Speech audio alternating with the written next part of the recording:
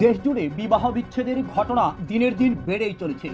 মহিলারা কাজে বের হওয়া শুরু করার পরেই বিবাহ বিচ্ছেদের ঘটনা বৃদ্ধি পেয়েছে বলে পাক ক্রিকেটারের মন্তব্যে বিতর্ক শুরু হয়ে গেছে। কর্মরত মহিলাদের নিয়ে বিতর্কিত মন্তব্য করলেন পাকিস্তানের প্রাক্তন অধিনায়ক শদ আনোয়ার।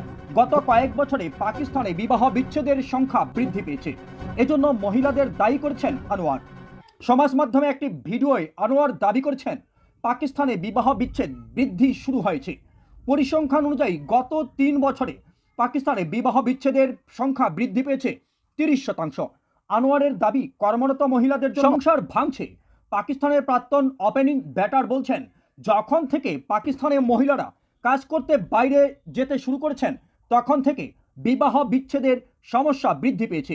গত 3 বছরে 30% বেশি বৃদ্ধি পেয়েছে এই পরিসংখ্যান। তিনি আরও বলেন, এখনকার